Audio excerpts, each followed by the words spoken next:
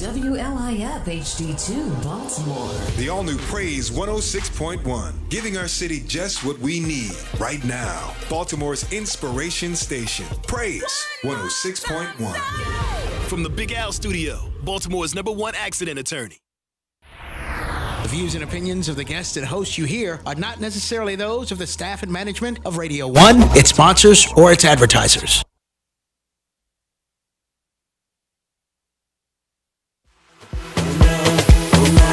It's double HR.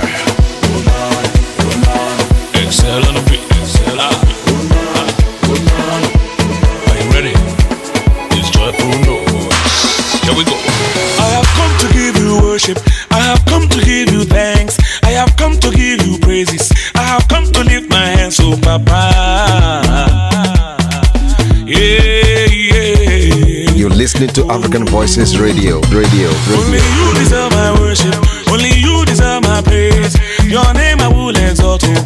Your banner will I raise, oh Papa. Oh yeah, oh. Said I'm thanking you for life, Lord. Thanking you for peace of mind. Thanking you for mercies. Lord, you've been so good to me. Oh, said I'm thanking you for life, Lord. Thanking you for peace of mind. Thanking you for mercy. Lord, you've been so good to me. Oh, Jesus, oh, Jesus, oh, Jesus, oh, Jesus, oh, my Jesus, oh, Jesus, oh, Jesus, oh. We will praise your name, oh.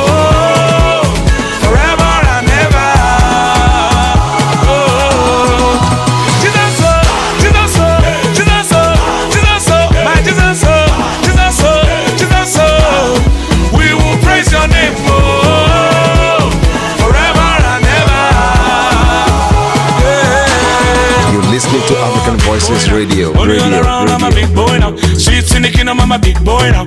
Helping the lady, I'm a big boy now. Oluwa is involved, no. Now, what we they go?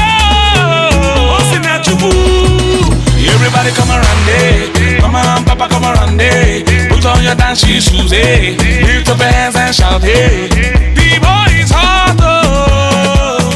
We are hotter than fire. Said I'm thanking you for life, Lord. Thanking you for peace of mind. Thanking you for mercy. Oh God, Lord, you've been so good to me. Hey, said I'm thanking you for life, Lord. Thanking you for peace of mind. Thanking you for mercy. Lord, you've been so good to me. You're listening to African Voices Radio.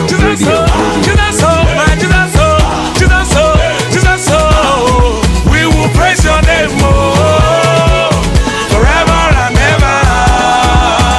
Oh, Jesus, oh, Jesus, oh, Jesus, oh, Jesus, oh, my Jesus, oh, Jesus, oh, Jesus, oh.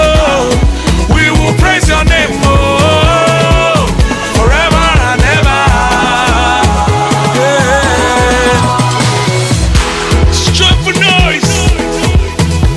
You're listening to African Voices Radio.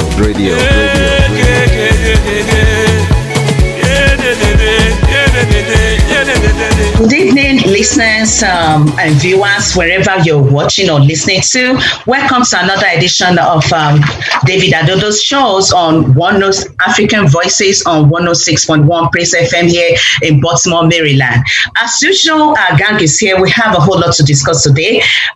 Most importantly, today is 20th of June, and we know what that means in America. It's called Juneteenth. We have somebody in the house. Jason is going to talk to us about that. He's going to give us a very insight about the program, what it means, and what it means to all Black Americans. And we've gone further. We're still going to talk about our coronavirus, which is still ongoing. And we've taken it back to Africa, where we have our usual guest in the house that is going to talk to us about what is happening, especially in political the political arena of Nigeria, or Africa in particular. My name is Desola Komolafe-Egbeyemi, and I welcome you to another edition of David Adodo Show. I have my usual gang, but although some of them are not here, we're expecting Dr.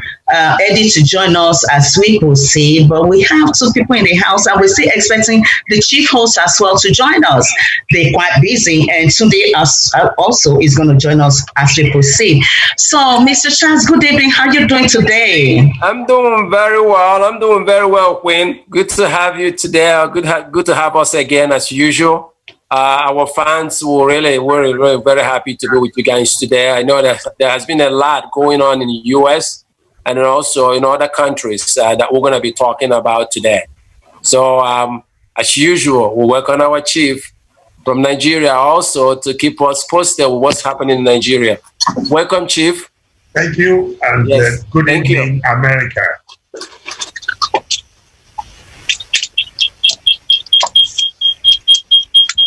And we have Mr. Jason in the house. Mr. Jason, good evening. Good evening, family. I apologize. I'm trying to get set up here. Good evening, everyone.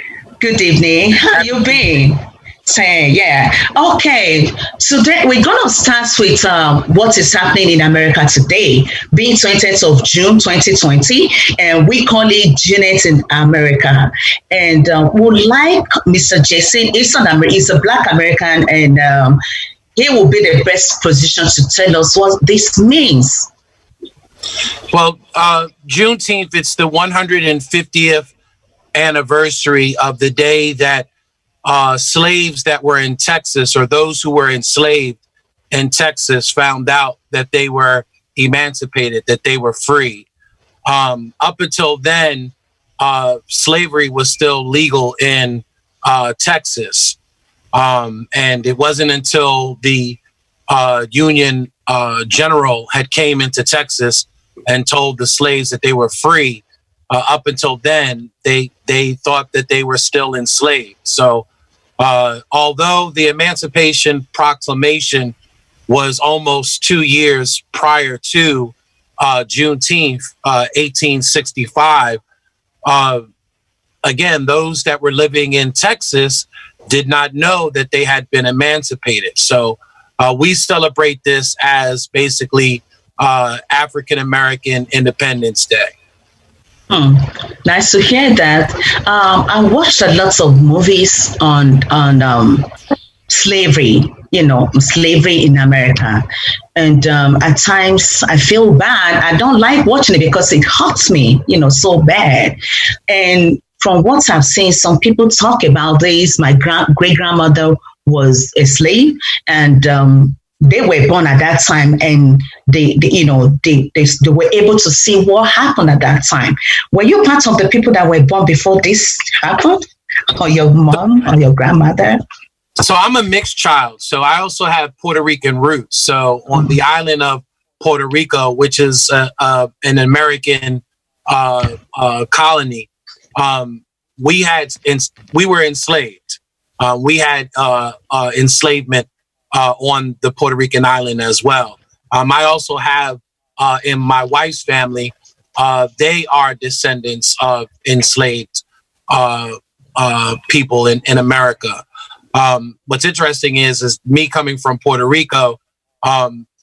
When slavery was abolished here in America, they were still enslaving people on the Puerto Rican island for almost about 5 more years afterwards, part of an agreement on the island.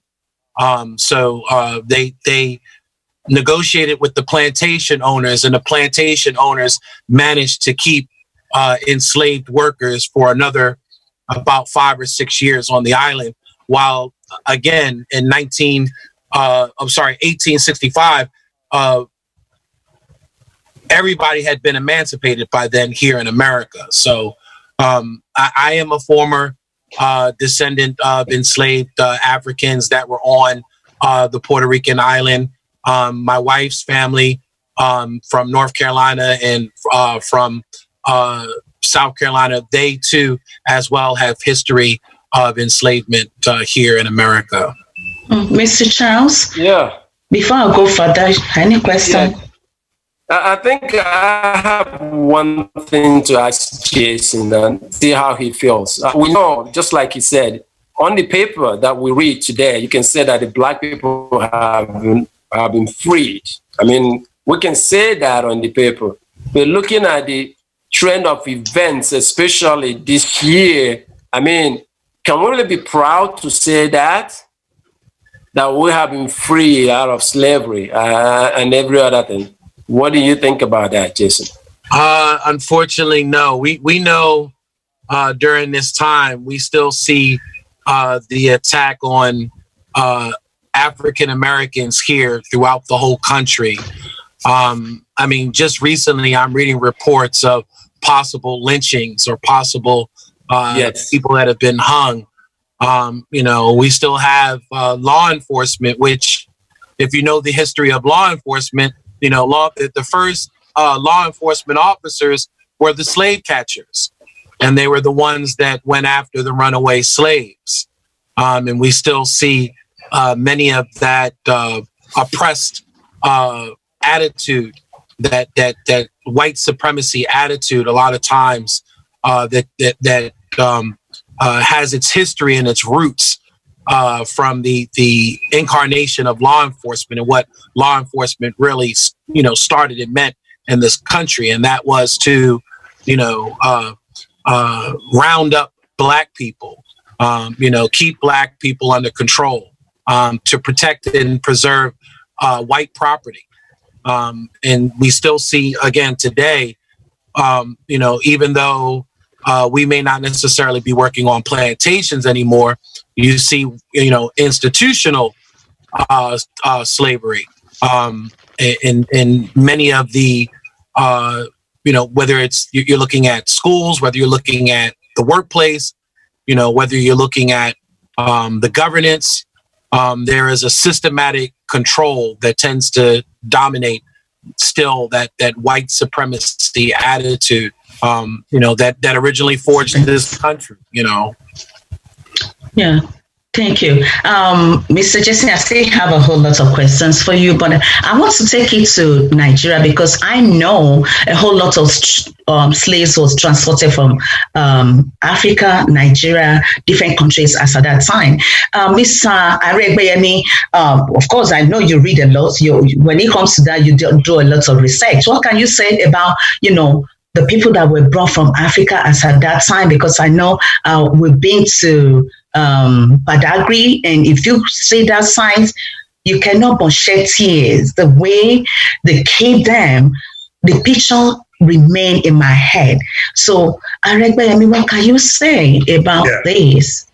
I'm a descendant of Pedro Gonzalez Williams, Rena's family in Lagos. My grandmother told me a lot of stories about slavery and how our siblings were freed in Sierra Leone, Freetown. But the question I have for Mr. Jason is this: aren't Black Americans thinking of coming back home? Aren't they thinking of linking up with their roots? For instance, a group of people in Nigeria created Diaspora Village. Another village is being created in Badagry, where Black Americans who really want to connect with their roots can find a way to have contact. I remember the Jackson family, the popular Michael Jackson family, came to Nigeria some time ago to look for, they were in Badagry. The popular tennis stars, Serena and Williams, they were also said to have a link with Nigeria. And looking at the trend of things in the world now, particularly in the United States of America, I think it is time we start linking up with each other to see that our brothers and sisters are back home and come and develop their roots. So I think that's my question for you. What are you thinking in that direction? I agree 100%, and something that it's interesting that we're having this conversation because I actually co-hosted a radio show program all week long. and that was some of the things that I brought up leading into Juneteenth, was that when you look at other nationalities that have come here and have settled here in America, many of them, retain their dual citizenship. Jewish Americans, although they're Jewish, they also have dual citizenship in Israel. Koreans have dual citizenship in South Korea. Chinese usually hold on to the homeland. So do Japanese, so do Germans, so does everyone, Russian, so does everyone else. And so what I've been recommending all week long over the radio to many folks in the community, that, a great way to start beginning to honor Juneteenth is to look at replanting your roots back into the homeland. And if you're not sure exactly where you came from, because we know that, for all the way up to the Nile, Africans were gathered and were brought here. And unfortunately, because of the breeding mechanisms, of how they breeded Africans on the plantations, you may have different groups that may have mixed and mingled, within the fourth and fifth generation of enslaved children. So you may not necessarily know what region you come from, but we live in such a great age now where technology can kind of help home in on these things. So you can do a DNA test, you can go to ancestry.com and participate in a DNA process and actually home in and find out what region, or in some cases, multiple regions you may come from in Africa. And once you home in on where you may come from, where your ancestors may have came from Africa, you start to look at planting those roots back into that country and bridge those connections with those countries and create that dual citizenship like every other nationality does when they come here to America. Nobody holds on to America as their true homeland except for the indigenous Native Americans. They are the true homeland possessors. But everybody else holds on to their native, land, and looks at America as their second homeland. Yes, okay. Mr. Chas, are you trying to say something? Right, I'm trying to say something. This is, just to tag along on what the chief just asked Jason, with it, I think Chief, probably you really want to answer this. I'm trying to put it in a way because you're down in Nigeria. You're very good at what is happening. You are in the media, you press. But is there anything African countries are doing, or maybe Nigeria in particular, to help people trace their root back? I mean, what are they doing for the people that, that wants to do this? I mean, is there any program they're putting together to invite people to come back and, at least look into or is there any other thing government-wise? You got to remember, asking people to come and, trace their root is just come. You got to know that some people have been living here. Jason just said something about other, like you use Jewish people. Go back to Jewish country and see how the thing is being run. Yeah. Probably there's something encouraging for some of them to go back and find out, maybe their children here to trace back the roots of their parents, but Africans, what are they doing? Or Nigeria in particular, because that's where you're based and that's where where the system and everything is working. Now, let me take you back to history. See, if you look at Nigeria, for instance, and Ghana, the slave trade did not take place in the Sahara. It took place in the coastal lines. Nigeria, Lagos, Calabar, Warri, and all those places. Because in those days, there were no aircraft. They were being transported through ships and through the sea.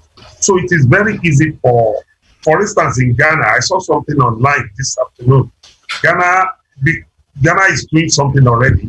Here in Nigeria, even before COVID-19, we had a program in Nigeria we call Sweet Home, Mama Africa. We are planning that we link up with our brothers and sisters there, let them trace their roots. A group of people came to Ilaro. If you know, in Ecuador, the name of the presidential villa in Ecuador is Ilaro House. If you look at this, it means that people are tracing back their roots. And my brother Jason just said there that technology has gone far. With technology, you can trace your root through DNA and all that. After COVID-19, I'm very certain that my group, the Sweet Home Group, Mama Africa, we are going to launch back. We are going to connect with our brothers and sisters. Emotion is high now because of what is happening to our black brothers in America. Yeah. We are very, very concerned. And we are going to create links that will link us together. And they should be back home. And the government of Lagos, Ogun, Warri, Delta, Edo, those in the coastal lines will not be left out. They should also assist. We know Mary Slessor, who stopped the killing of twins. We know William Wilberforce. We know John Hopkins, those who engaged in slave trade. We also know that Madame Tinubu was a slave trader. Although she's honored here, I saw something last week when people are trying to pull down a statue because these are people who contributed to slave trade and they made our brothers and sisters suffer what they did not know about now in America. So we are going to create a link, serious one, that will bring back our brothers, particularly who are Nigerians. The Nigeria brothers and sisters are doing something. And I am very sure after COVID-19 was subsided, we will do our links and we will bring out our brothers and sisters. Mr. Jesse, thank you. Mr. Jesse, looking back, Mr. Charles mentioned it, looking back now, can we say the Black Americans are having enough share? Because from what we're seeing, the killing is much. And it's so sad, it's saddening that it's happening because that means, are they accepted or the white supremacy is still out there? Are they trying to bring out the Black people in this country for them not to exist anymore? I think what you're seeing is, and there's been a recent book called Not in My Neighborhood, How Bigotry Created a Great American City, that was written by a gentleman right here in Baltimore. And I think what you're seeing is the last kind of push of white supremacy. What's happening is in this country is you have more mixed marriages. You have more mixed relationships, more mixed children being born. Other groups coming in and diluting that so-called white European pool. So what you see a lot that's going on now in this country is kind of like the last push of a dying theory or a dying thought process. When you go back and you look at starting from Juneteenth, the end of slavery, I said this yesterday. That you had to think of what was on the mindset of our ancestors at that time when they found out that they were now free and the challenges that they had to face. They went from being free, but not being able to take care of themselves and immediately placed back into involuntary servitude, sharecropping. During Reconstruction, you have the birth of the Klan, of the Ku Klux Klan. Is really where during Reconstruction, after Civil War, is where you started to see the hangings and started to see the lynchings and the killings. We've gone through civil rights battles. We've gone through Jim Crow. So what you see is ever since we have been emancipated, that we have had to fight to establish our dominance and to fight for what is supposed to be guaranteed in this country, life, liberty, and the pursuit of happiness, since 1865. But what you're seeing now, and I think that we're in a different time. I keep telling folks this because what happened with George Floyd, you see white people coming out now, you see Asians, Hispanics, everybody's coming out and seeing these injustices. And America is not the same segregated, white supremacy, white nationalist country that it once was. They're starting to become a minority in the mental thought process of what America truly is. America is a place of diversity. It's always been a place of diversity. It's just that there's been one particular group that has always looked to dominate those on this land. And again, what I think you're seeing now is that diminishing of that white supremacy light, of that dominance that they used to hold on this country, and people are not accepting it. Matter of fact, people are not accepting it globally anymore, because you see the attack on colored people all around the world. You know, I think some of the first times that you started seeing the change of these positions of white supremacy really actually came from the motherland. I think South Africa was one of the first ones to where us as Americans looked at South Africa and said, you know what? That's not right. That's not right. Now you see it globally when people see those type of injustices. You know, the whole world is in an uproar. The whole world gets upset. The whole world wants to protest and demonstrate. So I think you're seeing, again, that old, you know, thought and ideology starting to slowly but surely diminish and fade away. It's going to be extinct like the dinosaurs. But it's up to us to continue to kind of, you know, break down those barriers. And in many cases, we need to forge these relationships. You know, Black Americans need to have a deep relationship with Africa because, again, we see the attack on folks of color all over the diaspora. It's not just in one place. It's a global attack in many cases. But together we are strong. And there are many folks outside of our community, outside of our color spectrum, that agrees that these things are unjust and are willing to stand by us and fight with us, you know, against these injustices. So I think it's a new day and a new dawning. The African nations need to stand up and do something. In the past, we honor white heroes. We don't honor our own Black heroes enough. The likes of Martin Luther King, the likes of Marcus Garvey, Sheikh Anta Diop. We did not celebrate them enough. Rosa Parks, the woman who did the lesbian Kentucky protest in the bus. We don't have schools named after them. We don't have parks named after them. We did not honor them enough. But with the incidences that are happening in the US now, the Sweet Home Foundation that we have created, we are trying to start to campaign that these our Black brothers should be honored here. We're going to have George Ford Park. We're going to have to honor our Black brothers and sisters so that we start to create emancipation and a link and the synergy will work. I like what you said, Mr. Jesse. You said that there should be a proper synergy between the African nation and their Black brothers and sisters there. If that, then Africa will develop and even our migration will not be necessary. We won't be treated shabbily there if we develop our nations. And our brothers and sisters who are developing America can also join us here to develop Africa. And Africa will be a paradise. Yes. Okay. Yes, Jason, there's something that you just said. It just dawned on me. I've not think about it that way. I think there's that fear, you know, that they are becoming minority or they will be minority in no time. Because if you see the way they just kind of spring up, in as much as they have been one way or the other shielded a little bit until probably this government came in power. And now they're finding themselves, they're not on the defensive side. They want to fight back. They want to come back and, you know, kind of take most of the progress we've made.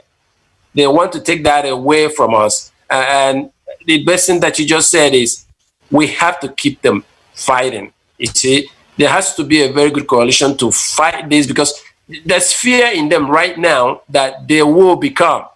Because I don't think they're getting more, they're not getting more members. Like Correct. You said, if you look at, there's this global, you know, global kind of things against this kind of things that they are doing. Okay. And at the same time, back here, they're not having, you need, if you talk to some of these young men, trust me, they are not. Some of these young white kids here, they don't know what is color. Most of them don't. Some of these, they don't. So if they don't have people to replace them, That's why they begin to do what they're doing now. So I never thought about that. Yeah. If I can add just one piece to that, something that they don't realize is that we all have something in common. We all share, when you look at whether it's a white woman, an Asian woman, a Hispanic woman, we all share the same mitochondrial DNA. And at the end of the day, the oldest fossils that were found in Africa, the African woman named Lucy that was found in Ethiopia is the oldest fossils ever found. And everybody shares that mitochondrial DNA, which means at the end of the day, we are all cousins. So although they may want to dominate and try to, flex white supremacy, they don't realize that there's no such thing as white supremacy, because truthfully, they are Africans and they don't realize that they're Africans. So I think that the more and more they become educated, the more and more they understand that, the more and more that their so-called gene pool gets diluted through mixed marriages and mixed relationships and mixed children, again, that ideology will slowly but surely die out and dwindle out, Yeah, somebody. Before then, we got to stick together. We got to stick together before they will get that lesson. Yeah, somebody sent a message on the platform. Miss Patience Oyima, she said, fostering relationship among the Black community, meaning African and Africans and African Americans together. Like this synergy between the two of them. They need to come together. If you have the same color, no matter where you come from, we're one. Let's work together. Let's see ourselves as one. Let's come together. Where you come together is just like a broom. Just a single string of broom cannot sweep. If all of us come together, we can achieve. We can go places. And the immigrants, we immigrants are here. We're ready to support you guys. We are here. We are part of America. We are American citizens, by right now. So we are ready to work with you guys. We're ready to work with our brothers and sisters, because the truth is everybody has their own root. They have where they come from. Somebody posted a video on social media saying, all the big stars, all these basketballers, they're having millions of houses. They bought a house for millions of dollars. They should come to Africa. They should bring their investment home. Before you blink your eyes, it's going to double. You have where you can go to. Like you said, you can have dual citizenship. Right. Like people like us, we are dual citizens. Yes. So, Jesse, this is what we're talking about. Yeah. See, I also look at the history of things again. So I look at the fact that, again, white people try to practice white supremacy, but there's no such thing, because according to science, they are our cousins. All right. I also look at the fact that, you use the word immigrants. I don't look at my African brothers and sisters as immigrants. The reason why is because at one time, all the continents was together. It was called Pangea, and all the continents was together. So everything started in Africa. Everything else is an extension of Africa. White people are an extension of Africa. Asian people are an extension of Africa. So when I look at it, in many cases, I try to tell folks, don't look at it as the different races. There's one race, a human race. If a meteor comes out of the sky tomorrow, it's not going to pick African Americans. Yeah. It's not going to pick Africans. It's not going to pick white people. It's going to destroy the human race. It's not going to be selective as to who it kills. So we have to understand that we have to work collectively together.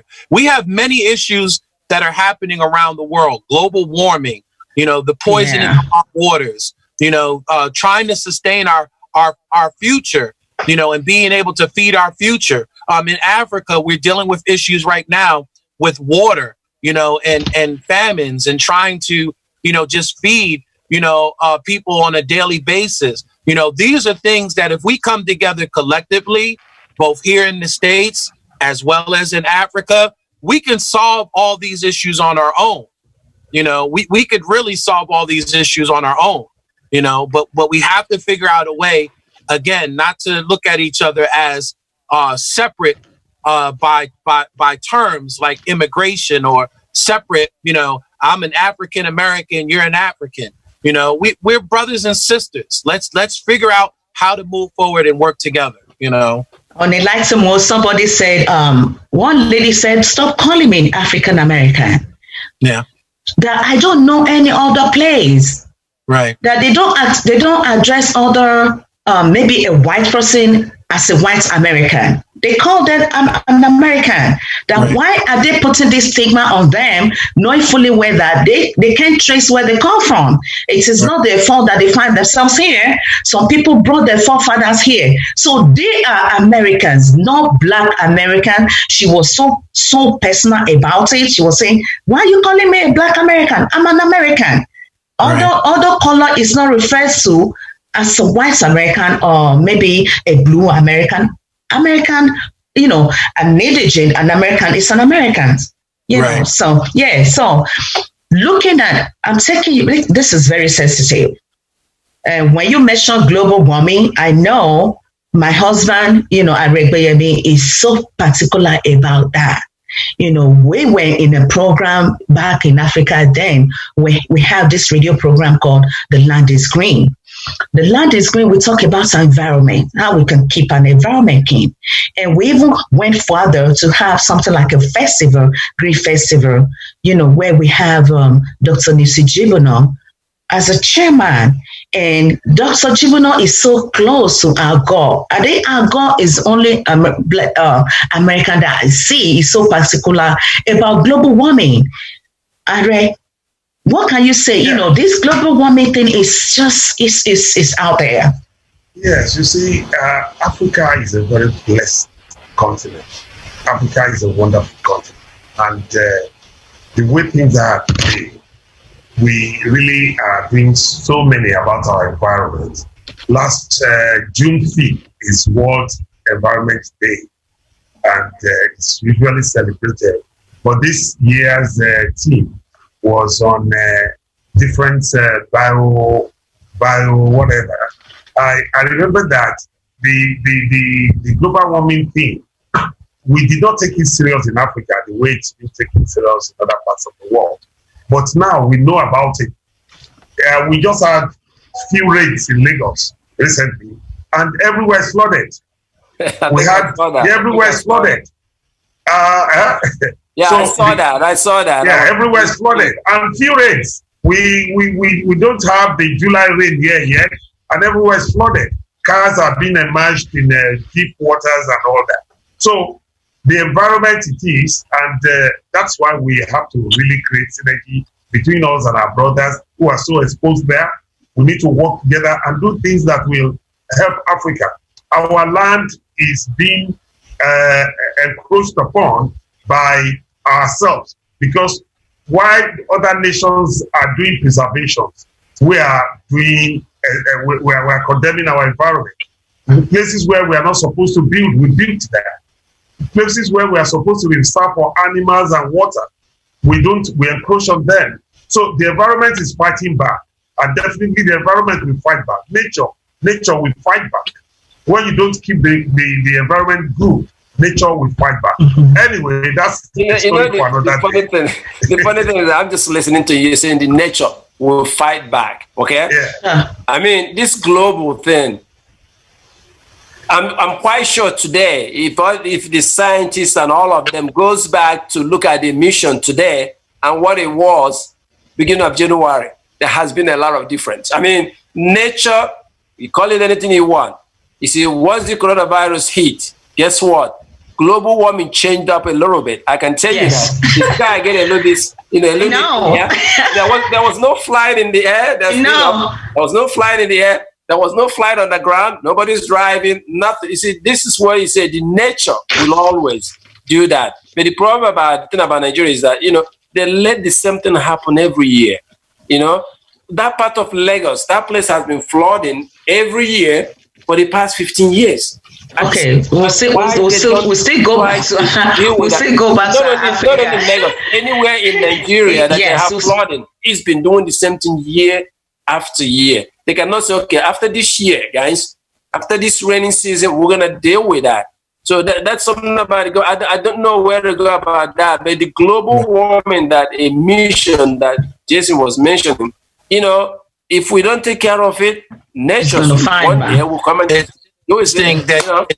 It's interesting that you have water everywhere, but in South Africa, the aquifers are depleting, and it's to the point now that they've actually have built desalination plants to bring water out from the ocean just to be able to supply water in South Africa.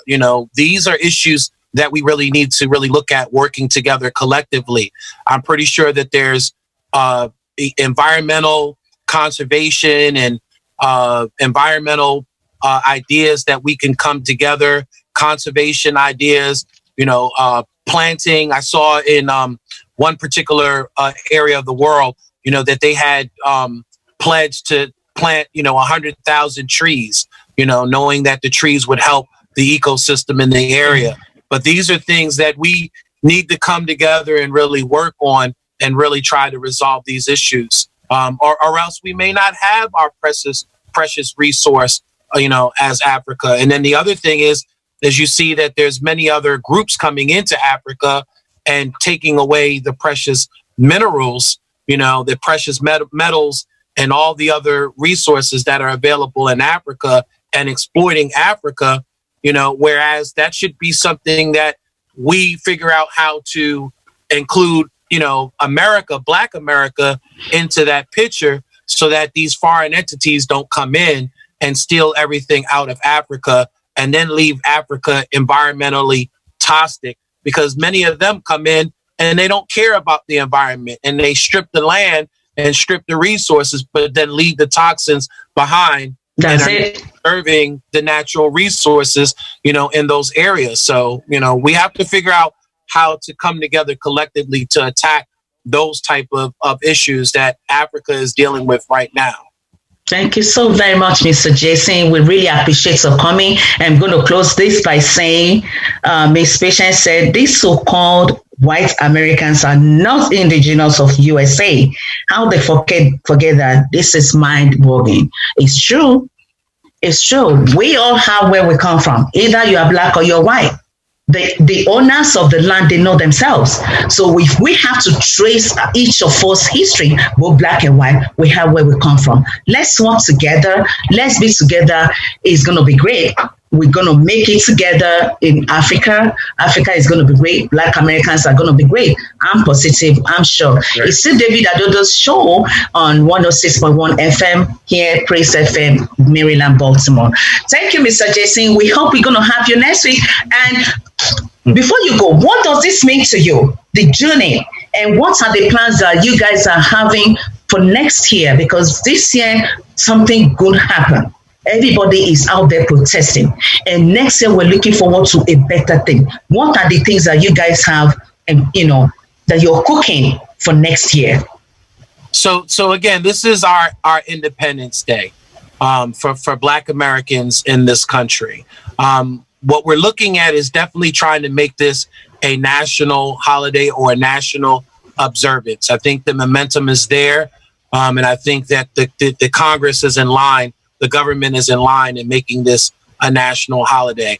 What I've been suggesting to folks is, again, as far as a celebration to honor Juneteenth and to honor our ancestors who have paved the way of that freedom for us, to look at planting our roots back in Africa, because we know that they were African people, to plant our roots back, to make that connection, to find out what region you come from and plant those roots back into that soil, and honor your ancestors by having that dual citizenship back in the homeland.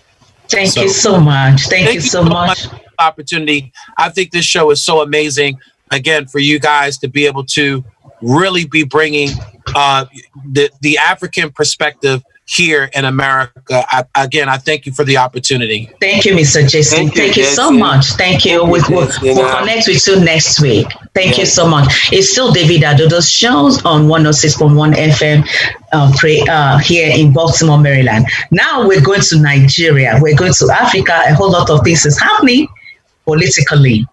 And we're going to take a particular state as a case study, Edo State.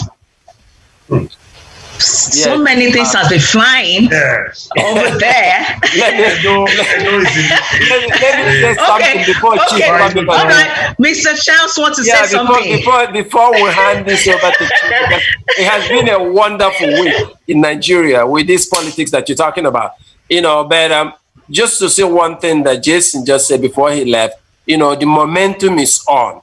And just like you said, I guarantee you if we come back here next year on this anniversary, couple of states probably is going to declare a day like this a holiday.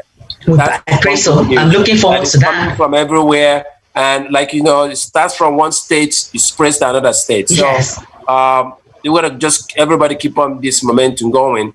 And then, Chief, that has been a lot. That is even as we speak. I know that you are aware of the latest also about Oshomola and all that, but what's going on in Edo State, please? Yeah, before I go to the political terrain, I want to say that that's still very good to me. So, Ibidunni Ajayi Godalo, the wife of Itua Godalo, the pastor of the Trinity House, the Living Church of God, was buried today.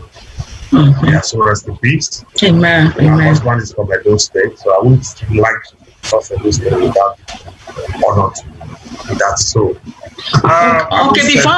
sorry, Are, before you go to Edo State, Ibidun was a very wonderful. Ibidunni Itua Igodalo was a very wonderful lady. I met her twice, when she was alive. And I was torn because my daughter's best friend was getting married some years back, and she was the one that did the event planning. She was the event planner, and I went to see her in the office. She's so down to earth. I've never met someone like that before. My heart goes to Pastor and the beautiful kids that she left behind, and I pray that God will strengthen them. She ran a race, like what my husband said. He used an adage at that time that she came. How did you put it, Are? Yeah, I think I've read a book, Born to Run. She achieved so greatly. She did. She was to be 40 years old next month, 18th of July. Her mother even built a house to be presented to her surprise before she left. Great soul, great woman. Yeah, great. She was great. I thank God for her life. Rest in peace, Ibidunni Ajayi Godalo. Rest in peace. Rest in peace. So, having said that, it was a week full of happenings in Edo State. Week of suspension upheld by the appeal court of Oshomole, Adams Aliyu Oshomole. The governor, the incumbent governor of Edo State, has finally declared for PDP.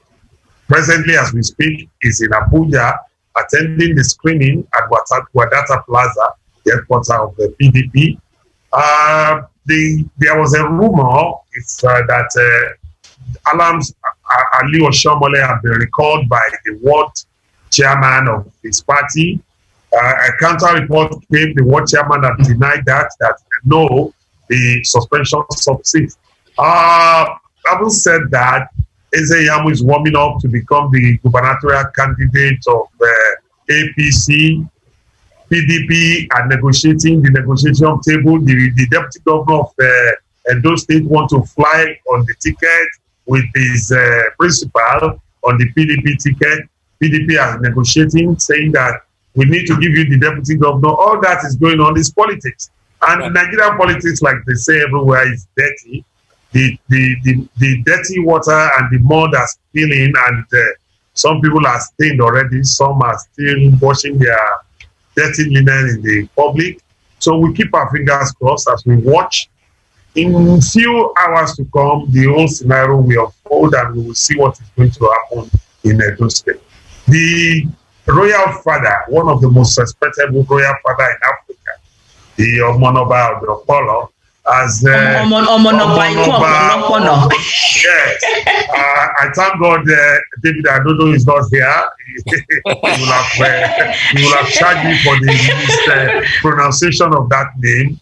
The Oba himself came, and there was a release from the palace that an end must come to imposition of candidates in Edo State.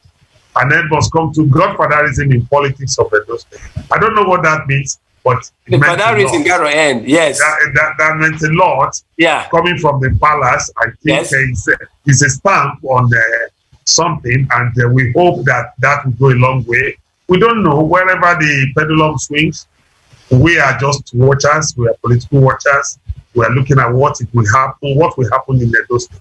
But I can tell you for free that the election in Edo State is not going to be very, very free. It's not going to be violent free. It's not going to be free because the principal contestants. So you remember that Eze Yamu contested on PDP ticket, right? The last time. He had crossed to APC. The governor had crossed to PDP. So they asked the governor, is there no ideology in the politics of Edo State or in your own politics? He said his ideology is for the people of Edo State. Whatever that means is laughable. We have to see. We don't have politics of ideology in Nigeria. We still recycle old hands, old folks. They come and go. Senator becomes governor, governor becomes senator, special assistant becomes special advisor becomes minister, and that's all we are having right now in Nigeria.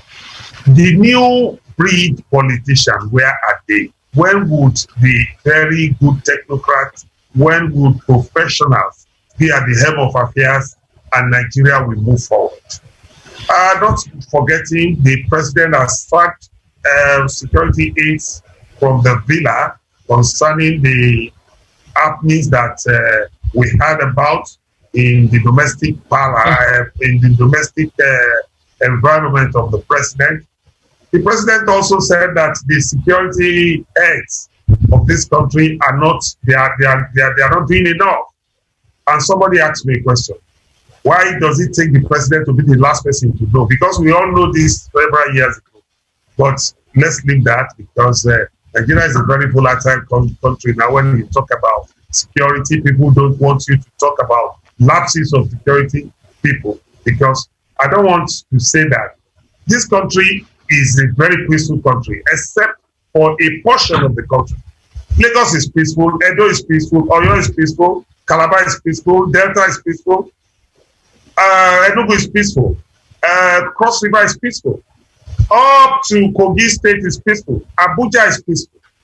The very volatile areas in Nigeria, they need to stand up. Katsina is boiling. Kano is not very peaceful.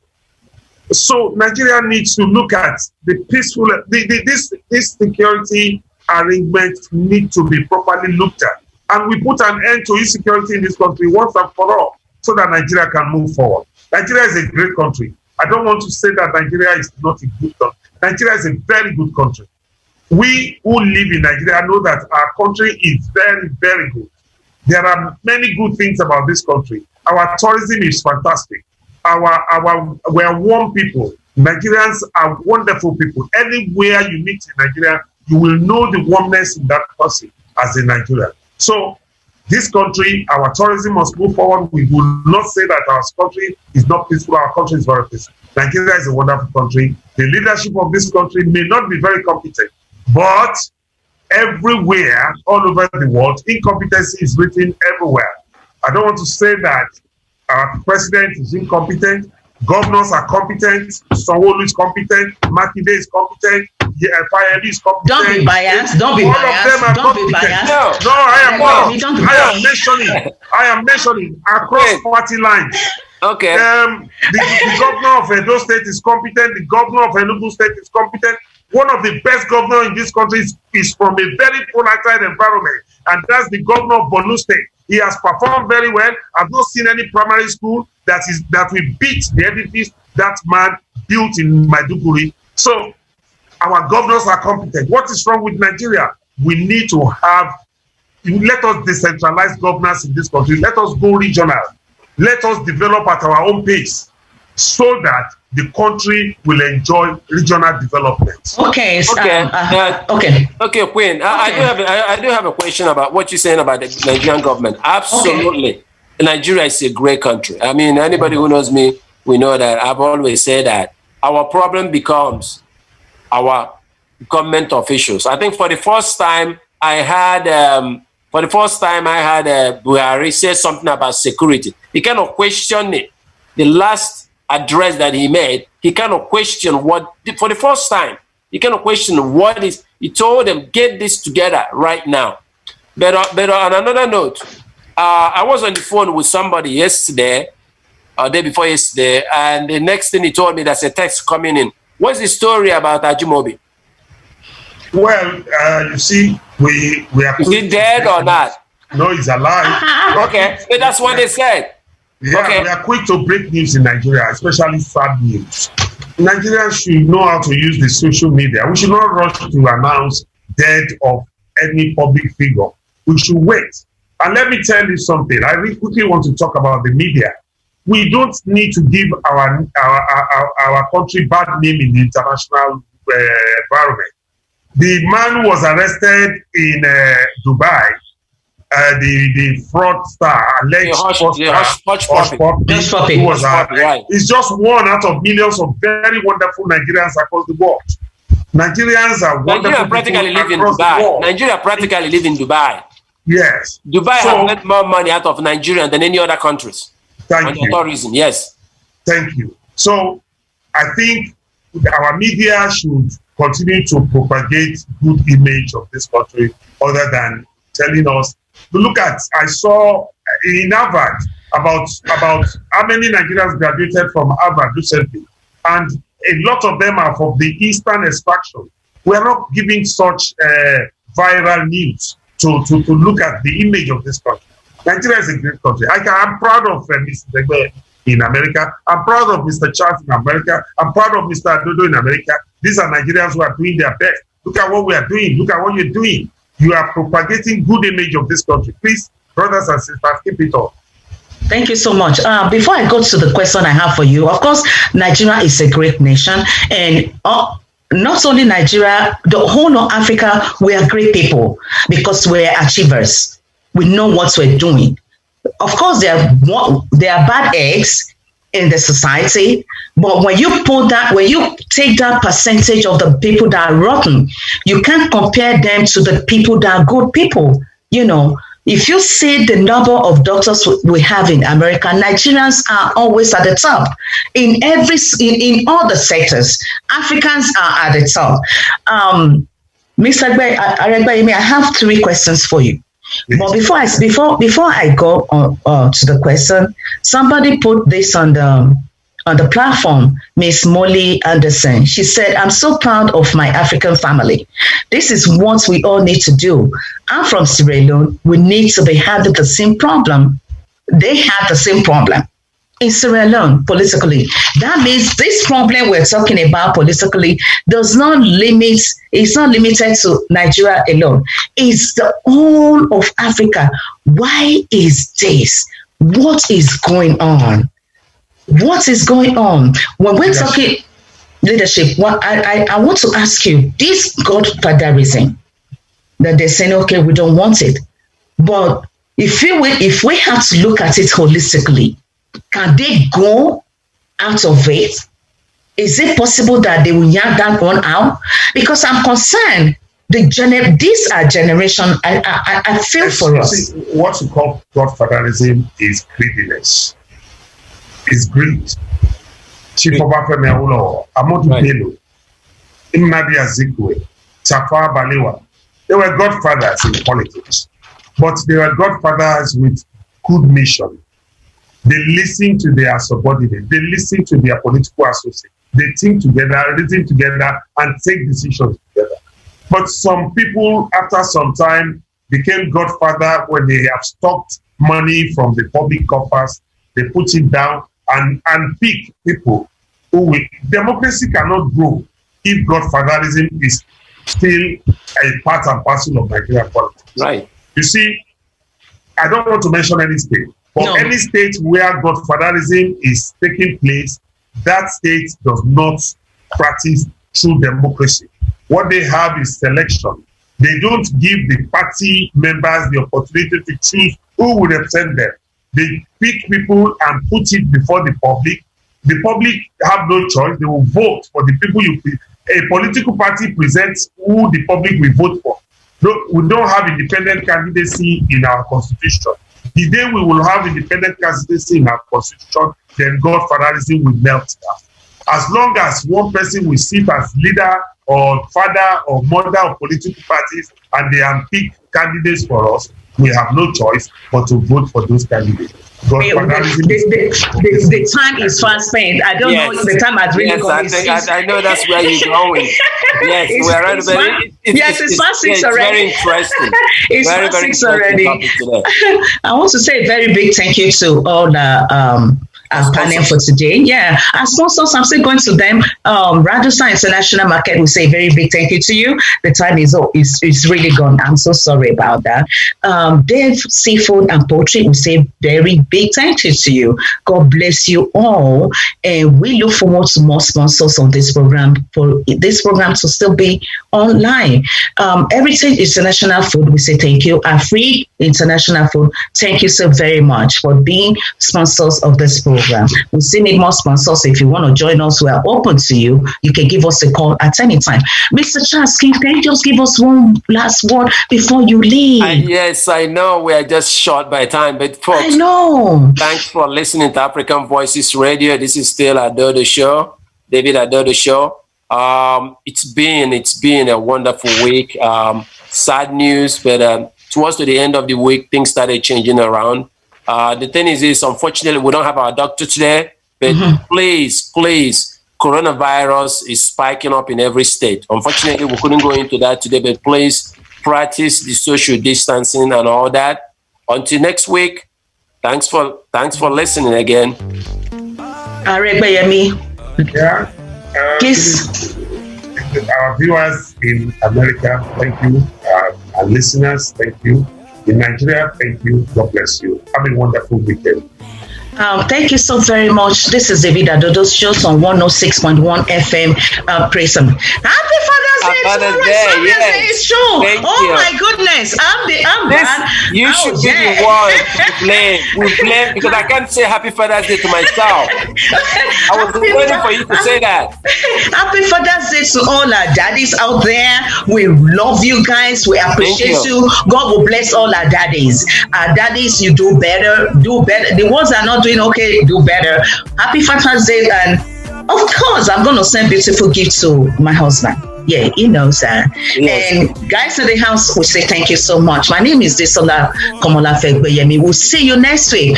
Of course, we miss the chief host himself and Mr. Sunday. You guys, be careful. We expect you next week. Thank you so much and have a very lovely week ahead. Keep safe. Please wear your mask. Avoid when you're not supposed to go out, stay home. Coronavirus is real. Thank you and stay blessed. And you've been a good father, you've been good. I can never go back to the world. Situations nothing make me fall.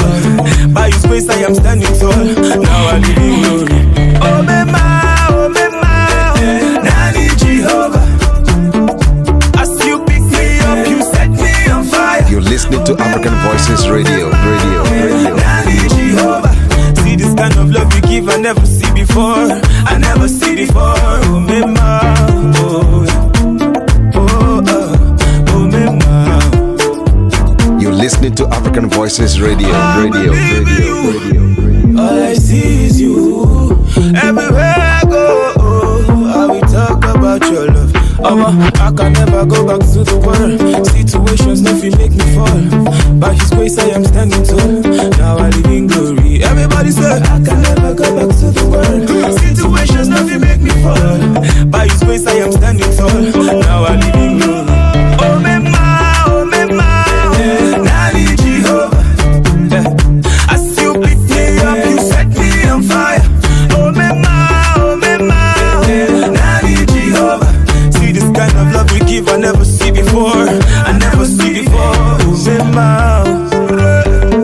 listening to African Voices Radio.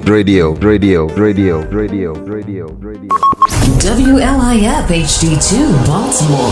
The all-new Praise 106.1, giving our city just what we need right now. Baltimore's inspiration station. Praise 106.1. From the Big Al Studio, Baltimore's #1 accident attorney, Praise 106.1 is everywhere you are. You can access us 24/7 from anywhere in the world. Just log on to PraiseBaltimore.com. Stay up to date with everything in the gospel music world. See what's happening in and around Baltimore. Exclusive interviews with your favorite artists and so much more. Log on to PraiseBaltimore.com and see all unfold.